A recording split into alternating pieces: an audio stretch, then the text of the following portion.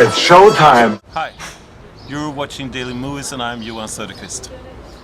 Bonjour, c'est Olivier et Yasna. pour Daily Movies. Just Travail. Faites style, vous n'êtes pas crevé quand même. Bonjour chers internautes cinéphiles, une émission fatigeuse aujourd'hui, pas fatigante, j'allais dire fatigante, fatiguée, c'est déjà le jour 5, on commence à peiner un peu, même les jeunes. Hein. Donc je vous introduis Nathanaël qui nous a rejoint aujourd'hui, donc autre chroniqueur de Daily Movies, c'est notre caution jeune, puisque c'est le plus jeune de l'équipe, donc voilà, les films pour les ados, c'est lui qui les jugera. Je sais, c'est des infos mensongères, mais c'est pas grave. Donc voilà, une bonne petite journée hier remplie, 7 films, certains ont fait des interviews et tout, donc c'était une très très bonne journée. Et on va attaquer directement par un coup de cœur, qui est vraiment un film de monstre sympathique.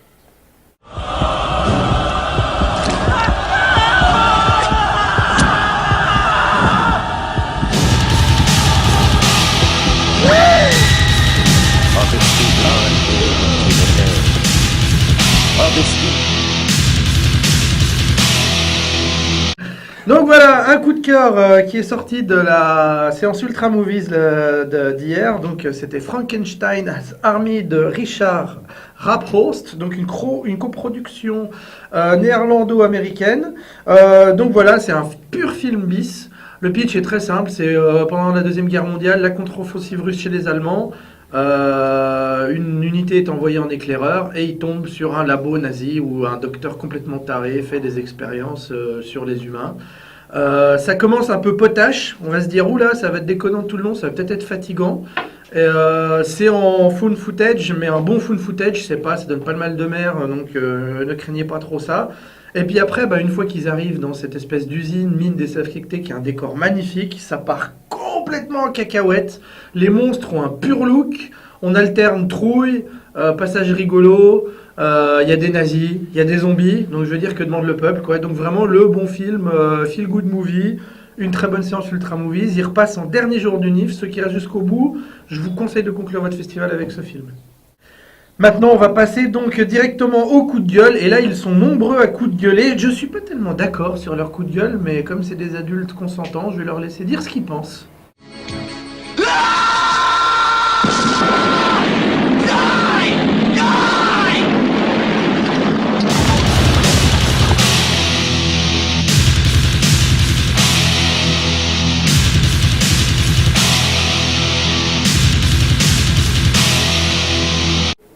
Alors voilà, c'est notre instant coup de gueule, et le coup de gueule sera aussi un film de la sélection Ultra Movies qui s'appelle Cheap Thrills de E.L. Katz, un film américain de 2013, ce qu'on pourrait appeler une comédie horrifique. Et donc Thomas, attaque, je crois que tu es assez vénère. Ouais, voilà, c'est un film à la bêtise abyssale.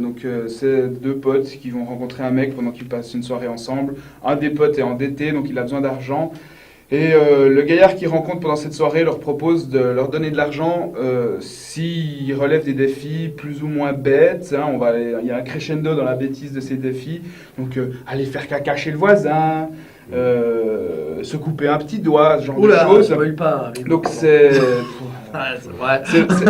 vraiment très très très très bête. Ce qui est agaçant avec ce film, c'est qu'en fait il y a une seule idée, c'est l'idée que jusqu'à quelle somme êtes-vous prêt, quel montant d'argent va vous faire sacrifier vos valeurs morales. Et voilà, sous prétexte de cette réflexion, ça nous fait passer de la bêtise en barre, quoi. Et c'est vraiment on nous pose un penseur de Rodin dans le salon, c'est un peu un huis clos dans un salon, on nous pose un penseur de Rodin dans le salon pour nous dire toi, tu crois que ça filme à thèse, je suis pas d'accord, c'est vraiment un film de petit malin, comme il a dit Thomas. En fait, le concept est ultra basique. Et au fait, le réalisateur est tellement fainéant qu'il lance quelques pistes, et c'est pour mieux faire travailler l'imagination du spectateur. Et alors que c'est vraiment du basique, c'est par aisance le film de petit malin est ultra facile. Au fait, il y a eu quelques analyses qu'on a entendues où ils trouvent que c'est une allégorie par rapport à des adolescents, les étapes qui ont les futures étapes. Mais moi, je trouve que c'est la surinterprétation. Alors, je les rejoins dans le coup de gueule, mais moi, ça m'a laissé plus ou moins indifférent. j'ai pas été énervé comme avec Animals. Mais Animals, en c'est un fait, film qui l'a je vois, traumatisé. je vois plutôt où le réalisateur voulait en venir, mais après, c'est trop facile. C'est vain. En fait, C'est vain. ouais, c'est vain. il y a un truc qui m'agace, c'est que sous prétexte de faire passer une réflexion à 2 balles, on donne quand même au public un peu de cul, un peu de violence. Donc, Ouais. sous prétexte d'être moralisateur, on donne quand même, on donne quand même C'est le prof ce de qu'on philo qui critique, s'exprime, ce qu'on là. critique Ouais. au public, et Ah. c'est ça qui m'agace. Voilà, moi j'ai trouvé ça un peu. Et bête. Moi, Extrêmement bête. Extrêmement ça m'a pas bête. énervé autant que ça parce que j'ai trouvé ça aussi un peu indifférence Ouais. polie, ça passe mais sans plus. Après, Bon, je bref. trouve que les deux personnages principaux, bah, ça fonctionne assez bien. Le loser et puis le gars qui perd son boulot. Mais qui est pas vraiment et puis, un loser, ouais. Voilà, et puis après, bah, ouais, ceux qui le verront. Bon, voilà, bah, le coup de gueule du jour, Cheap Thrills. Et puis bon, bah, maintenant, on va passer à notre résumé de la journée où il y avait beaucoup de choses et des choses intéressantes.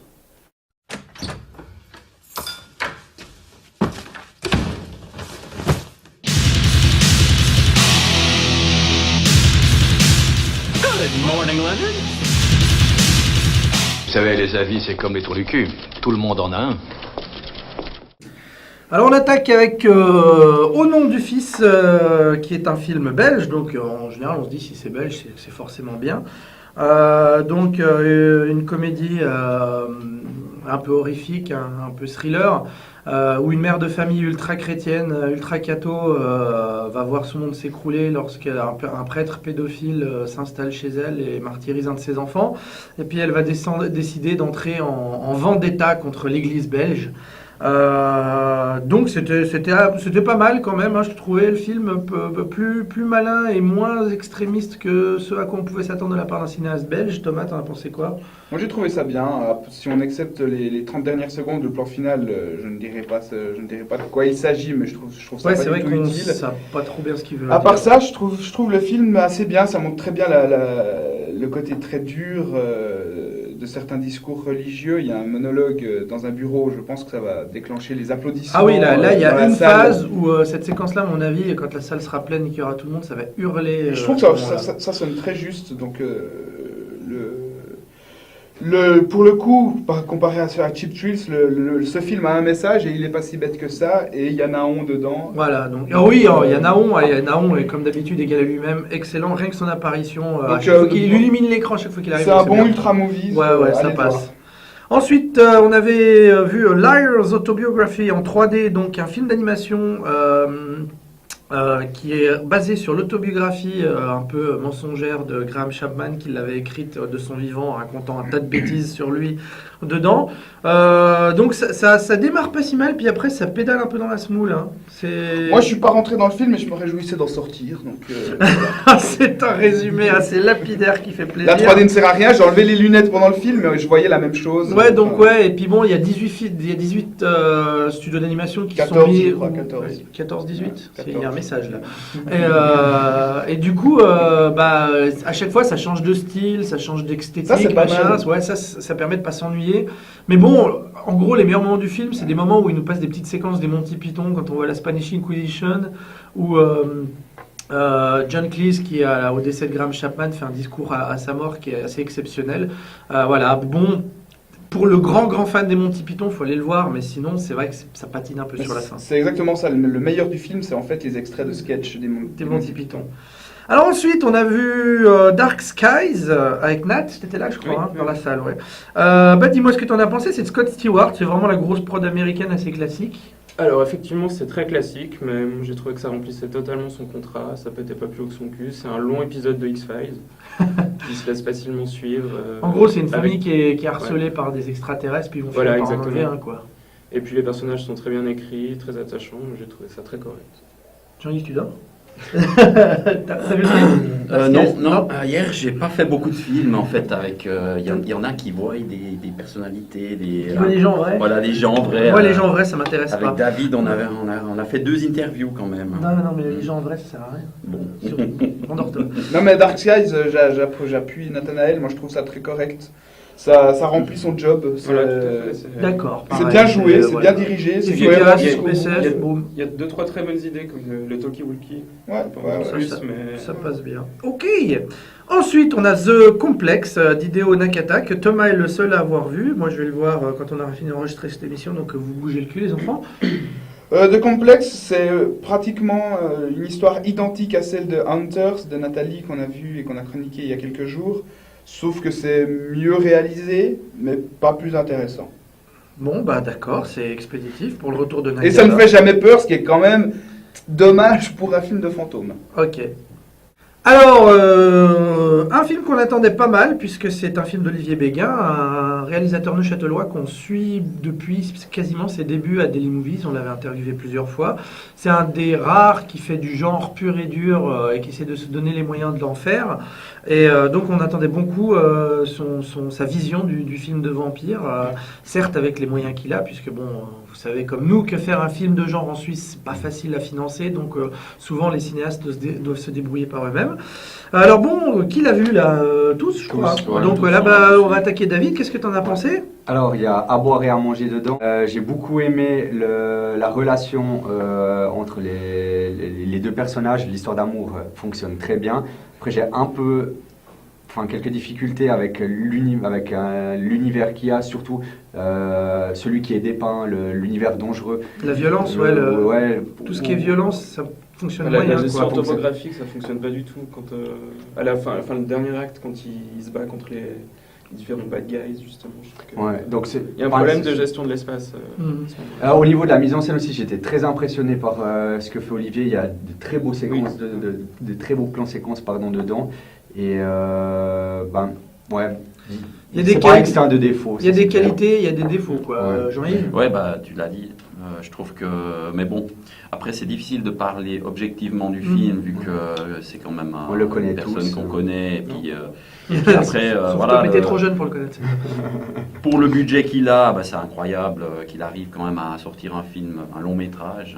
Et de cette qualité-là. Et de cette qualité. Et moi j'ai beaucoup aimé toute l'exposition, la première partie, le début et la fin. La fin J'ai est assez un jolie. peu quelques problèmes avec le milieu. Il y a certaines longueurs, il y a certains trucs comme Nat disait qui ne fonctionnent pas. Ouais, Mais on sent le manque de budget. Ce quartier magique de la ville où il y a tous les bad guys, c'est c'est le le truc truc qui fonctionne pas, voilà, qui fonctionne Il y a un quand même peu, le problème un peu des moins bien. capuchons, quoi. Ouais, mais mais c'est c'est ça. capuchon, C'est et ça. ça donne un C'est côté le cheap problème, à mort. Et je trouve Donc que c'est pas ça devait vouloir donner un effet de style, mais finalement ça ça fonctionne donne pas un à côté l'écran. hyper cheap. Et la gestion de la temporalité du début, où il enchaîne entre le passé. Ouais. Le Ça, flashback, ça, pour ça, expliquer, ça, ça, paraît ça, très ouais, bien osé. et ça colle, ouais, en Ça, effet. ça, c'est très Ça bien. rend la narration un peu. Ouais, Exactement. Petit bémol sur les acteurs aussi que je trouve pas pas tous. très convaincant. Ils sont Surtout pas Catherine tous. McCall.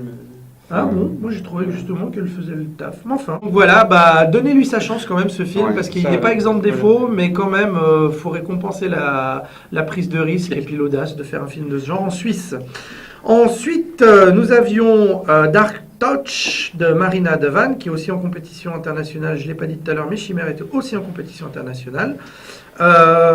Donc voilà, un film ultra glauque que, il me semble, vous avez apprécié, même si vous êtes sorti tout patraque. Vous étiez tout pas bien. Alors, en fait, ce qu'il y a avec ce film, c'est que quand le générique est venu, on ne savait pas comment le prendre avec David. Ouais. Et après, il y a eu le Q&A. Mhm. donc avec Marina Devan qui est venue pour répondre aux questions. Et là, ça nous a éclairé plein de trucs. Et le film est très très cohérent et on voit qu'elle a travaillé son scénario, elle a son film vraiment dans la tête, elle est très lucide sur ce qu'elle a fait. Et donc c'est quand même un film glauque, Peut-être pour la thématique, juste, la thématique du film, c'est les enfants qui se font abuser. Hein. Ouais. Donc, donc c'est lourd, quoi. Le début du film, je pense que le premier quart d'heure, c'est extrêmement lourd, extrêmement des plans. noir. Et il y a une déshumanisation totale des parents. Enfin, ils évoluent dans l'ombre, tout ça. Et franchement, le premier quart d'heure, moi, j'étais vraiment pas très bien. Donc, Et après, il y a le fantastique qui rentre, il y a la part fantastique. C'est un peu Carrie. Je sais pas, c'est pas Carrie chez les pédophiles, c'est plutôt Carrie chez les Si, adultes. j'aime bien ton résumé. Carrie chez les pédophiles. Non, mais c'est plutôt Carrie chez les adultes qui abusent. Mais c'est vrai qu'après le Q&A, il y a une telle cohérence du film. Moi, ça Et m'a beaucoup juste touché. un truc à relever quand même, que Marina Devan a demandé à la DAS en France pour faire son film en France. Elle a pas a pu été faire refusée, elle a dû le faire en après, Irlande. Ouais, parce que Voilà, on est bien donc connu qu'en après, Irlande, les enfants sont plus faciles d'accès. Donc, Voilà. Très On beau, enchaîne. touchant, mais dur. Dur. Ouais, dur. Non, mais ça vaut le coup d'aller le voir, quoi. Exactement. On a aussi vu le film de minuit Ultra Movies The Rambler de Calvin Reader, un film américain. Donc pour une fois, je suis méchant avec les gens qui rédigent les catalogues. Non, là en l'occurrence, le résumé est très précis. C'est du Lynch avec du gore. C'est pas complètement faux parce que c'est vraiment un film. On suit un personnage, moi je trouve assez charismatique, le cow-boy, qui se fait virer de chez lui après être sorti de prison par sa femme. Sauf sa copine plutôt. Et puis après, il part un peu en errance comme ça, puis il se passe plein de trucs bizarres. Il y a des plans, des lumières dans le ciel, des trucs, il rencontre des gens. Bref, c'est bordélique, on comprend pas tout. Donc voilà, c'est un film vraiment lynchien bizarre. T'en as pensé quoi, Nat? Moi j'ai trouvé ça absolument insupportable. Ah, t'aurais presque pu le mettre en coup de gueule, mais Ouais, t'as presque. dit que comme t'étais plus énervé, pas. Ok, bon. Non, vraiment, j'ai trouvé que ça accumulait les effets de style complètement moisis pour faire un effet bizarroïde qui apporte rien au scénario, rien à l'histoire. Les personnages sont mal exploités. Enfin, Mais ce cowboy, t'as pas plus ce cowboy? j'aime beaucoup l'acteur Delmo Mulroney, mais je trouve qu'il perd son charisme justement dans ce rôle. Et puis ça, ouais, je trouvais que ça fonctionnait pas du tout. Du tout, du d'accord. tout. Trop abstrait. Et toi Trop d'effets de style, trop d'effets de montage, trop inutiles. Trop d'effets, tu les fais? Ouais, moi je cherche encore le Lynch. Alors dans le film, le bizarroïde n'amène rien. C'est un cul-de-sac en fait. C'est de la quoi. poudre, c'est de la poudre aux yeux.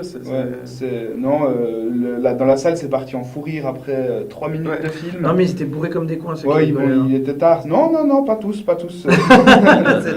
Moi, j'ai ri, j'étais pas bourré. Après 6 films, c'était la goutte de trop là. Donc, trop fatigant en fin de soirée. Et on va conclure par un Wuxiapan qui était relativement attendu par tout le monde dans l'équipe. C'était un film de Ronnie Yu, Saving General Young, qui est dans la section New Cinema from Asia. Et petite déception, je crois. Ça va. C'est pas une déception, mais c'est sûr on attendait beaucoup. Et il manque le petit truc qui fait que c'est le chef-d'œuvre. Est-ce que c'est épique? Ah, oui, c'est épique. Alors Epic, c'est oui. Surtout grâce à la musique de Kenji Kawai, il faut le dire. Ah, c'est Kenji Kawai aussi? Je ne savais pas, c'est cool ça. Il y a des plans très très iconiques, très épiques et tout, et je trouvais ça très Mais ça beau. suffisait pas à en faire un... Ça suffit Ça pas. fait déjà vu? Ouais. La première partie du film est très bordélique. Je trouve que l'exposition des personnages est malheureusement ratée. Et la gestion de l'espace dans les scènes de combat et tout est mal gérée, quoi. Enfin, Ouais, j'avais cru comprendre que les scènes de combat, t'avais dit que c'était pas... Mais c'est un peu les scènes de combat qu'on voit dans tous ces nouveaux films Wuxia. Et puis, Ouais, qu'il faut arrêter. on n'a pas d'empathie pour les personnages parce qu'ils n'ont pas de nom. En fait. Ouais, Et mais puis ça, on c'est les- pas dérangeant. Non, c'est le but mais du on les- film. Tout repose sur le père et les frères sont des numéros. C'est le film Tout à fait. qui prône sa valeur, qui met en avant le patriarche avant tout, quoi. Et moi, ça m'a pas dérangé. Après, je vous rejoins. Moi, j'ai trouvé la première partie assez pompeuse. Il y a la musique de Kenji Kawai, c'est en mode rouleau compresseur au début. Ah bah c'est ça, c'est Non, bien. on ne comprend pas vraiment pourquoi, parce que les scènes qu'elles sont censées magnifier ne sont pas si extraordinaires que ça au début. Les 2-3 premières batailles sont vraiment très très courtes. il faut arrêter avec ces grands plans en images de synthèse affreusement vilains qui pullulent dans toutes les grosses productions chinoises. Je trouve que Ouais, alors ça c'est le point faible c'est dommage. de ces ça- films. ça- Quoi. Mais Ils c'est sont- le dernier cinéma qui arrive à mettre en avant des valeurs telles que la loyauté, le Ouais, sacrifice. Sans que ça fasse trop ridicule. Ouais. Ça, Ça me plaît parce ça qu'il touche y a un juste. côté assez épique. Après, ça manque d'un bon chorégraphe en fait. Bon. Et donc oui, il y avait aussi un masterclass, je crois, hier. Donc c'était... Oui, Johan Soderquist, donc le compositeur de Let the Right One In, qui est invité cette année pour le When Music Scores. Et bon, nous, avec David, on l'a eu en interview juste avant, donc il y avait des choses qui nous avaient déjà parlé. Et, mais moi, j'ai trouvé super intéressant. Je crois que Nat a moins aimé. Alors j'ai trouvé très intéressant jusqu'à ce qu'il nous balance tous ces extraits de films qui étaient tous très beaux, la musique est très belle, mais il développe pas assez, je trouve, après. Il explique Parce pas que sa démarche. comme il nous l'a expliqué, c'est surtout Voilà, sa musique qui parle Voilà, pour lui. ouais. C'est quelqu'un qui est... Voilà, mais Enfin, j'aurais eu besoin d'un peu plus d'approfondissement personnellement. Mais il nous l'a dit, il peut pas beaucoup parler de sa musique parce qu'en fait, c'est quelque chose elle parle pour lui. d'instinctif. Ça vient dans les Très bien, ouais, c'est que c'est vraiment lié à l'émotion qu'il a. Donc, mais moi, j'ai trouvé très intéressant justement qu'il y a une partie technique après, et puis qui nous montre ce qu'il a fait et pourquoi il a essayé. Et puis il y avait le réalisateur d'Insensible Medina, donc il y a eu Voilà, un très ouais. bon échange. Ouais, ouais. ils ont eu un super échange les deux. Par contre, ce qui était vraiment dommage, c'est les 4 pelés qu'il y avait dans la salle. Ouais, Ouais, ça, venez au mais masterclass venez au parce que c'est masterclass, intéressant. Vraiment, on voit la mécanique derrière les films, pourquoi les gens choisissent de faire ce qu'ils font. Et voilà un petit coup. Ouais, Mais- il faut venir si vous pouvez venir. Yamine, juste un truc, c'est vrai que juste pour quand même prendre la défense du compositeur, c'est que c'est peut-être un peu pompeux, il l'a dit même comme ça, mais il parle à travers sa musique. D'accord, donc c'est vraiment ça Donc, sort des tripes. voilà.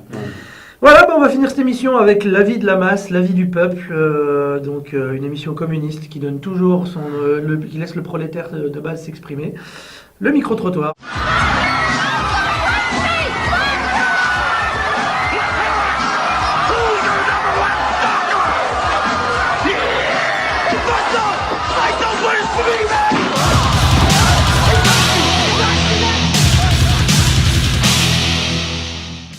Alors on attaque avec le micro-trottoir de Chimère, le film d'Olivier Béguin. Premièrement, ça fait un peu chaud au cœur de voir que ça a été tourné chez nous. Il y a des endroits qu'on reconnaît. Bon, j'avais vu l'aide de Right One In ici au NIF il y a quelques années. Par certains aspects, ça s'en rapproche. Mais tout repose sur le jeu de deux acteurs que j'ai trouvé intéressant. Après, je suis pas totalement convaincu au niveau du rythme. Je trouve qu'il y avait un manque de rythme quand même flagrant. La fin, avec ces tueries répétées. Bon, c'était chouette, toi. Tu me laisses tranquille. Alors Chimère, j'ai vraiment pas apprécié. Je pense que sur le papier, ça devait être un très bon film. Il y a des moments très forts, il devait y avoir des très bonnes idées, des très bonnes choses, mais alors le film en lui-même, je l'ai trouvé très mal interprété. La photographie n'est pas toujours très bonne et il y a des trucs, mais j'ai pas pris. Ça m'a fait vraiment chier. J'ai trouvé ça dommage parce qu'on sentait derrière qu'Olivier Béguin avait des trucs à dire, mais il n'y arrive pas. Il n'arrive pas à les dire. Le truc du couple, ça tourne en rond. Voilà, bref, je suis vraiment déçu, surtout que j'en attendais pas mal de ce film, parce que bon, forcément suisse, un film suisse, voilà, déçu, vraiment déçu. Les aspects positifs, c'est super esthétique, c'est hyper agréable à regarder, c'est super bien filmé, tout ça. Et les effets spéciaux, c'est vachement bien fait, mais je trouve en fait qu'il manque un petit truc, il manque l'originalité, parce que c'est l'histoire de zombies comme on la connaît presque. En fait, il se fait contaminer et puis il devient un zombie et puis voilà, mais il manque, on n'a pas vraiment refait le genre. Pourquoi refaire une histoire de zombies si c'est pour rien amener de nouveau au genre? C'est l'histoire de zombies, c'est l'histoire de zombies, c'est l'histoire de zombies. C'est une histoire de zombies, de vampires, pardon. J'ai dit zombies depuis le début, je perds pas. Pardon, ok, alors vampires. J'aimerais bien voir plus de zombies un peu associés. Mais ouais, histoire de vampires, donc il manque. Enfin, je trouve qu'il manquait un truc pour un peu refaire le genre, enfin quelque chose de neuf. Mais après, c'est bien réalisé. C'est agréable à regarder. C'est un film qui est assez beau au niveau de l'image, très noir, qui respecte assez l'univers des vampires finalement, mais le côté noir de la personne. C'est un film qui prend pas mal de raccourcis. Après, ça méritait d'expliquer ce que les gens savent déjà sur les vampires finalement. Et puis, il y a une mise en abîme avec la transformation en vampire et puis la déchéance dans le couple en fait. Les choses qui vont de moins en moins, les regrets, les choses comme ça. Je pense que c'est un bon film. Je trouve qu'il manquait de monde qui gravitait un peu autour. Enfin, trop centré uniquement sur les deux personnes. Ça sonnait un peu vide autour. C'est ça qui m'embête. J'espère que vous avez apprécié l'effet spécial moisi que David a essayé de faire derrière tout à l'heure. On le félicite pas. Et donc maintenant le micro-trottoir de Saving General Young. Beaucoup aimé, vraiment beaucoup aimé. C'est épique, intense. C'est du Ronnie Yu comme j'aimerais en voir plus souvent. C'est-à-dire que ça rappelle un peu ses débuts. C'est la grande période des années 90. Et il y a quelque chose de noble, il y a cet esprit de sacrifice. C'est épique, mais vraiment épique dans le sens pur du terme. Et la musique nous berce, on a plein la vue. Le combat final est juste époustouflant en face à face. Il y a un face à face aussi avec les arcs qui est juste monumental, dans un champ de blé et tout. Et c'est des images magnifiques. Moi j'ai vraiment beaucoup apprécié. Saving General, je suis un petit peu déçu parce que c'est typiquement le pitch qui vend un truc un peu épique avec plein de moments de bravoure Et voilà, des mecs super balèzes qui défoncent des tonnes de gens, et en fait, pas vraiment, ils adoptent plus un point de vue historique. Et en même temps, le film veut faire ce fameux moment bravo, mais il peut pas parce qu'il est dans une logique assez historique. Donc il y a des belles valeurs, de l'héroïsme, du sacrifice, tout ça. Donc il y a tout sur le papier pour que ça soit bien, mais finalement, c'est un peu décevant. Il n'y a pas la colombe à la John Woo, et si on compare des choses comme 13 assassins ou les 3 royaumes, c'est pas très bien. Et on conclut avec un micro-trottoir d'un film que j'ai pas vu et que j'avais pas envie d'aller voir, un film québécois, Mars et Avril, parce que moi les histoires sentimentales SF, ça me fait chier. Qu'en a pensé la masse? J'ai trouvé horriblement mauvais, pompeux. Ça se prenait beaucoup trop au sérieux. C'était extrêmement mal écrit, ça se prenait la tête en fait. Je me suis incroyablement ennuyé. Mars et Avril, j'ai pas vraiment compris pourquoi les gens ont applaudi à la fin. J'ai trouvé ça long et puis on croyait pas trop à l'aspect philosophique. J'ai pas accroché du tout en fait. Mars et Avril, c'est une curiosité québécoise, donc un film qui adopte certains codes de la science-fiction, mais qui parle pas vraiment de science-fiction. Ça parle plus de l'être humain, de sa place dans l'univers. Ça adopte énormément de métaphores musicales et autres. Donc dans l'ensemble, c'est assez sibyllin. Hein. Il n'y a pas un seul niveau de lecture. Des fois, on se demande même où ils vont. Ça se touche un peu de temps en temps, même assez souvent. Et c'est un peu dommage parce que le fond soit si peu accessible directement, parce que sur la forme, ça se tient bien. Production design est vraiment chouette. La musique est magnifique, les acteurs intéressés par ce qu'ils font, et la mise en scène, rien à dire quoi. Si vous connaissez un peu la SF contemplativo-masturbatoire, Dante 01 du français Marc Caro, c'était tout pourri, et donc là Mars et Avril c'est quand même vachement mieux, parce que on se fout moins de la tête, on se paye moins la tête du spectateur, et on l'invite quand même à essayer de réfléchir sur 2 ou 3 choses. Eh ben c'était une bonne émission, je trouve. Hein. On est de mieux en mieux. Hein. En fait, c'est de plus en plus mauvais. Mais écoute, désolé, on commence à être vraiment fatigué. Jour 5, il nous reste encore 3 jours à tirer. Donc voilà, on vous dit à demain. Là, aujourd'hui, encore une bonne journée qui s'annonce. À demain.